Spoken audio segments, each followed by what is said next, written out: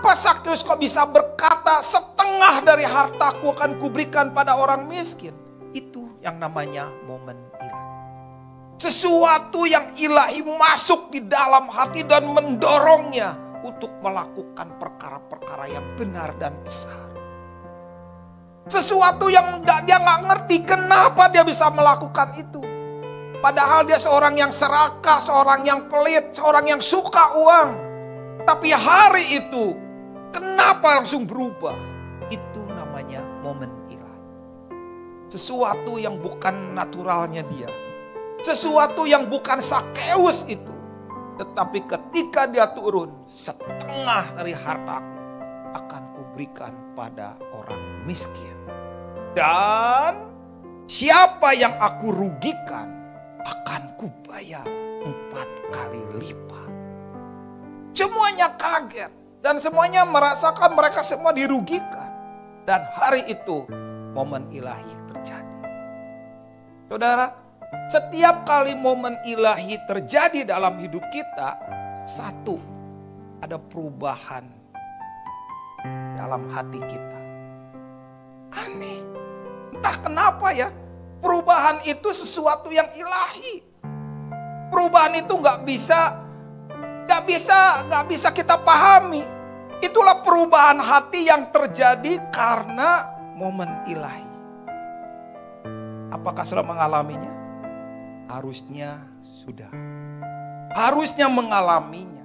Harusnya berkali-kali mengalami momen ilahi. Harusnya. Ketika saudara mengalami, tiba-tiba ada satu dorongan di dalam hati ingin membaca Alkitab. Jangan dipademin. Itu akan membuat saudara mengalami sesuatu terus. Itu akan menarik terus hati kita di hadapan Tuhan. Momen ilahi itu sesuatu yang muncul gak pernah kita duga. Kita bisa berkali-kali beribadah, tapi gak semua orang mengalami momen ilahi dalam ibadah-ibadah itu. Lihat aja, siapa yang pernah mengalami momen ilahi? Gak banyak dalam ibadah. Kenapa? Karena hatinya kering. Karena hatinya seperti Sakaria. Bayangkan Sakaria seorang imam yang bertugas di ruang Maha Kudus. Dia lagi bertugas, tiba-tiba muncul malaikat. Dan munculnya malaikat menyampaikan satu pesan yang luar biasa. Sakaria, istrimu akan mengandung dan beri nama dia Yohanes. Harusnya berita itu menggembirakan. Harusnya membuat yang namanya Sakaria itu bergembira, begitu hebat sekali harusnya. Kemunculan malaikat itu sesuatu yang ajaib. Kedua, dia menyampaikan pesan bahwa dia akan punya anak. Dan yang ketiga, bahwa anak itu akan menjadi pembuka jalan bagi Mesias. Itu dahsyat harusnya. Tapi kering, di dalamnya kering. Gak ngalamin apa-apa. Kering, gak percaya bahkan. Kalau itu terjadi, serem. Di gereja juga banyak, hatinya kering. Gak ngalamin apa-apa. Gak terjadi yang namanya momen ilahi.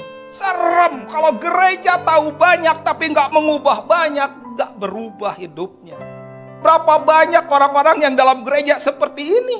Dalam hatinya kering, kering sekali. Gak pernah mendengar apa yang Tuhan katakan. Gak ngerti apa yang Tuhan muncul. Makanya gak pernah mengalami perluasan kapasitas hati. Ketika momen ilahi muncul dalam hati kita, yang Tuhan cari adalah respon hati yang benar.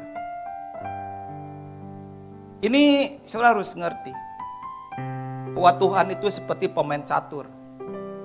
Dia akan melangkah, lalu dia tidak akan melangkah lagi sampai kita melangkah. Setiap kali Tuhan melangkah, dia akan menunggu kita. Dan Tuhan mau setiap kali melangkah, Tuhan menemukan respon yang benar. Ketika Tuhan menaruhkan dalam hati kita kehausan, Tuhan mau kita meresponinya. Hati kita jadi haus akan Tuhan. Tapi berapa banyak di antara kita, Tuhan kasih kehausan, kita kering. memadamkan apa yang Tuhan nyalakan, merusak apa yang Tuhan bangun, bahkan mencabut apa yang Tuhan tumbuhkan.